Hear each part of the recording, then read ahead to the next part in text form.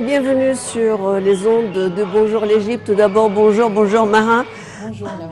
Alors, on va donc commencer cette partie restante de ce Bonjour l'Égypte qui est consacrée, bien entendu, à ce roman d'histoire et d'amitié profonde entre l'Égypte et le Koweït.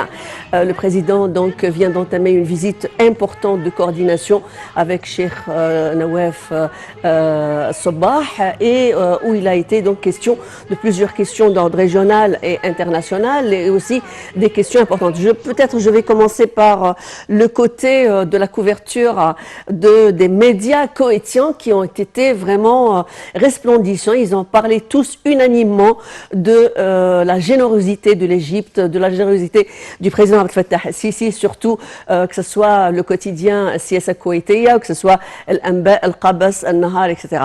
Alors Maha, donc ça a été donc une totale réussite. Les thèmes qui ont été abordés ont été nombreux, entre autres cette question sécuritaire. Effectivement, ils ont parlé conjointement de la coordination au niveau de la sécurité, au niveau des enjeux qui s'opposent aux deux régions, notre région et la région du Golfe. Et l'objectif principal, c'est l'économie, le développement durable et surtout et au cœur des priorités, les enjeux sécuritaires. Et évidemment l'investissement koweïtien en Égypte. Et aujourd'hui, justement, c'était un grand rassemblement des chefs des parlements arabes, justement, le Parlement arabe qui incarne la coordination entre les différents pays frères et entre ces organes parlementaires. Et nous avons en ligne, pour nous donner plus d'éclaircissements, Dr Nesrine Choukri, qui est analyste politique. Dr Nesrine Choukri, bonjour et bienvenue avec nous. Bonjour. Alors, bonjour Nesrine, et on commence donc tout de suite par cette, comme avait dit Maha, cette coopération conjointe interarabe avec quand même qui connaît plusieurs dimensions d'importance capitale, étant donné que la situation sur le plan régional s'annonce quand même problématique, côté Houssi, côté sécuritaire, côté aussi ce qui se passe peut-être en Ukraine, cette coordination entre la qualité de la relation qui lie le Koweït à l'Égypte, d'après vous, c'est quoi et quels étaient les points importants de cet agenda présidentiel quand il a été au Koweït? Alors en fait, permettez-moi un petit peu d'être long sur les tensions planétaires, et je les appelle comme ça parce que la région du Moyen-Orient, elle est influencée par des tensions planétaires. En fait, nous avons les grandes puissances qui sont en tension, et ces grandes puissances-là, elles mènent des guerres par mandat. Et comme ces guerres sont menées par mandat, ce n'est pas les grandes puissances qui se confrontent, mais parfois des communautés régionales, comme c'est le cas dans la région, par exemple, du Moyen-Orient et du Golfe. Donc nous avons, par exemple, au Yémen, les Houthis face aux autres Yéménites. Et c'est ce qui fait une grande tension dans cette région du monde. Avec aussi l'aggravation de la situation en Ukraine, il est fort probable que le conflit, je dirais, russo-occidentaux et russo-ukrainiens soit exporté ailleurs. Et bien sûr, ailleurs, on choisit en général la région du Moyen-Orient qui paye le plus souvent les problèmes des grandes puissances. Par conséquent, il est possible d'avoir des tensions dans la prochaine période. Déjà, il y a eu un mois, il y avait véritablement une tentative de la part des Houthis de mener des attaques contre des pays assez pacifiques dans la région, par exemple comme les Émirats arabes unis. Et donc, il est tout à fait ordinaire que le président Abdel Fattah al-Sisi soit présent de ses alliés arabes, puisque à plusieurs reprises, il a bien mentionné que le panarabisme et que la sécurité arabe sont des lignes rouges infranchissables et qu'on ne peut pas transgresser. Et par conséquent, on peut très bien comprendre sa présence, que ce soit il y a quelques semaines aux Émirats arabes unis ou encore hier au Koweït, une présence qui est d'abord symbolique parce que c'est déjà un message, ce déplacement est déjà un message. Ensuite, ce n'est pas simplement le côté symbolique qui est prise en considération, mais certainement le fait qu'il y a une coordination très étroite sur le plan sécuritaire pour protéger que ce soit le Moyen-Orient et les intérêts de l'Égypte, parce que nous savons qu'il y a toujours un partenariat gagnant-gagnant, ou encore pour protéger les intérêts des pays du Golfe alliés de l'Égypte. N'oublions pas que le Koweït et l'Égypte ont une longue histoire de fraternité, une grande histoire, je dirais, de coopération sur plusieurs plans, et que l'Égypte, si on se rappelle bien de 1992, a toujours œuvré pour la libération, la liberté, l'indépendance du Koweït. Donc, véritablement, c'est une continuité de la tradition égyptienne qui a toujours œuvré pour l'intérêt des pays arabes depuis le temps de Nasser, et même avant. Et encore une continuité du fait que l'Égypte a toujours soutenu la sécurité, la liberté, l'indépendance du Koweït. Docteur Nesrine Chokri, quels sont les enjeux, les principaux enjeux qui s'opposent aux pays arabes? Autour de quoi est-ce que les dirigeants arabes doivent se rassembler à l'heure actuelle? Alors, à l'heure actuelle, il y a des enjeux sur plusieurs axes. Donc, d'abord, il y a le côté sécuritaire qu'on vient de citer. En fait, nous avons les Houthis qui sont soutenus par des puissances régionales comme l'Iran et qui, comme j'avais dit tout à l'heure, ce sont des guerres par mandat. Et donc, comme ce sont des guerres par mandat, plus précisément entre la Russie et les États-Unis, ou entre l'Occident et la Russie et la Chine d'autre part, il est fort probable que toutes ces puissances-là, pour éloigner le spectre de la guerre de leurs frontières et pour se protéger en quelque sorte, mais tout en continuant à mener ce conflit, exportent ce conflit vers la région du Moyen-Orient, et plus précisément du Golfe, donc les pays du Golfe, et donc on peut s'attendre à avoir plus de tensions menées par les Houthis, mais pas seulement par les Houthis, parce que vous savez que cette région est quand même assez divisée sur le plan confessionnel, qui est exploitée pour, je dirais, mener des guerres politiques et économiques contre les peuples de la région. Et donc, par conséquent, il faut véritablement d'abord sécuriser ces pays, mais pas seulement sécuriser sur le plan je dirais militaire, il y a aussi un travail qui doit être fait pour garantir que la situation demeure calme et assez équilibrée, d'abord pour protéger les intérêts des pays arabes, mais aussi pour protéger les intérêts de l'Égypte. Il y a un autre enjeu, en plus de l'enjeu sécuritaire, l'enjeu économique. Nous savons tous que après le coronavirus, après la pandémie, le monde entier a été fortement secoué sur le plan économique et par conséquent plusieurs pays passent par, je dirais, des crises économiques, des problèmes économiques, le pétrole aussi qui connaît des flambées parfois de prix ou encore des baisses de prix. Tout cela, je dirais, ce sont des enjeux qui vont affecter les pays arabes. On sait très bien que parfois la hausse des prix de pétrole n'est pas aussi favorable que ça pour les pays producteurs et parfois elle est. Donc tout dépend je dirais, l'équilibre entre l'offre et la demande. Tout cela aura un impact sur la région du Golfe et par conséquent, je crois que c'est le moment opportun pour coopérer entre pays arabes. Une coopération inter-arabe pourrait protéger les intérêts de tous les Arabes, pourrait garantir aussi un équilibre économique dans ces pays et une complémentarité, je suis sûre que les Arabes sont capables de le faire, une complémentarité pourrait garantir de réduire les répercussions des enjeux actuels, que ce soit les spectres de guerre, on parle peut-être d'une troisième guerre mondiale, si l'un des acteurs en place commet une petite erreur, et aussi on parle d'une économie qui est en stagnation et en récession. Les chiffres ne montent pas sur le plan économique et par conséquent, une complémentarité arabe s'avère très importante. Et si on revient, je dirais, dans le temps, je parle toujours de l'époque moderne, on verra à quel point la complémentarité arabe dans l'histoire moderne a pu aider les Arabes à surmonter des moments très difficiles, entre autres par exemple la guerre du 6 octobre.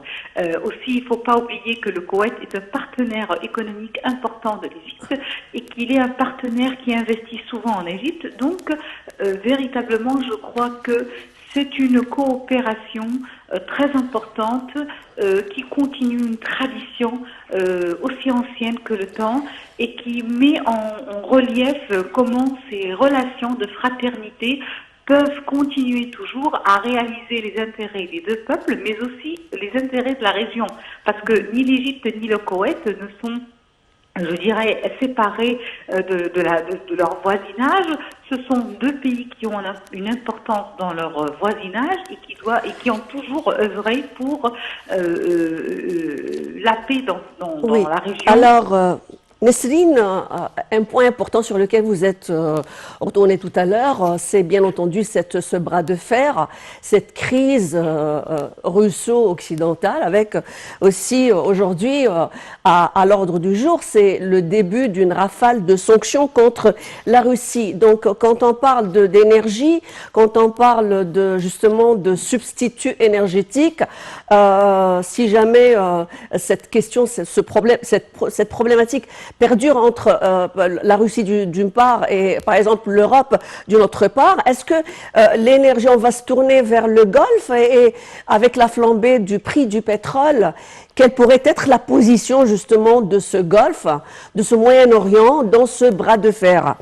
Est-ce que le crescendo du prix du pétrole va augmenter? Est-ce qu'on va demander à ces pays d'augmenter aussi leur capacité de production qui était problématique il y a 6 mois ou 12 mois? En fait, là, il faudra attendre la prochaine réunion de l'OPEP pour savoir si véritablement ces pays-là vont augmenter leur production de pétrole. Mais c'est sûr que en cas je dirais avec la rafale de sanctions contre la Russie, et si véritablement il y a une crise énergétique en Europe, c'est sûr que le Golfe ou les pays du Golfe seront la clé principale de la solution et que l'Europe va se tourner de manière directe ou indirecte vers les pays du Golfe. Déjà, les États-Unis a proposé cela à certains pays du Golfe de jouer ce rôle de substitut si jamais la Russie ne va pas alimenter l'Europe en gaz naturel.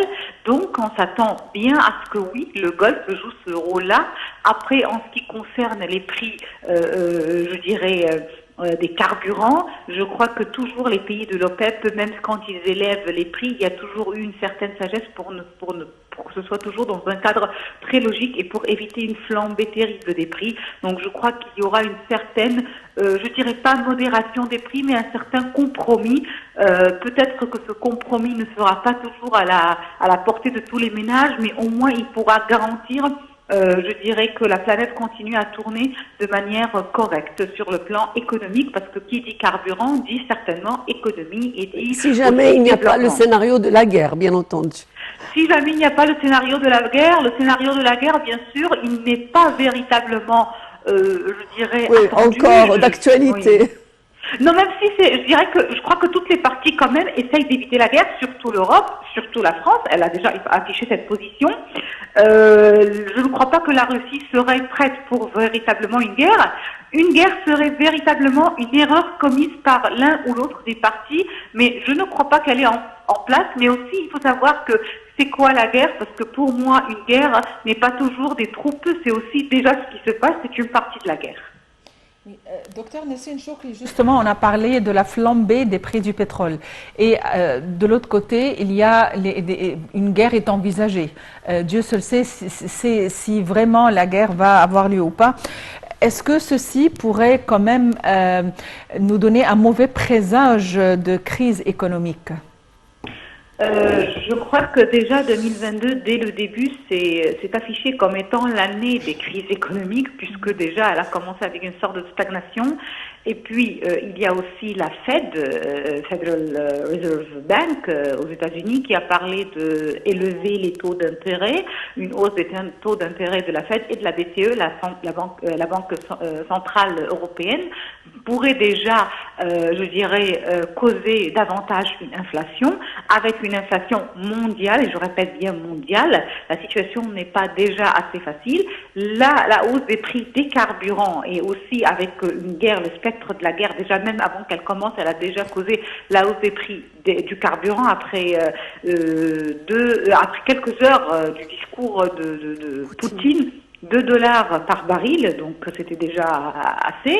Et puis, il y a aussi la crise de céréales qui pourrait véritablement aussi toucher la planète, parce qu'on parle de pays producteurs de blé et producteurs exportateurs. Donc, véritablement, la situation en 2022 ne s'avère pas très facile. Et toujours, qui dit hausse des prix du carburant, dit hausse aussi du prix de transport des marchandises et par conséquent la hausse des prix des articles. Donc la situation véritablement en 2022 n'a pas commencé, je dirais, assez facilement, assez aisément.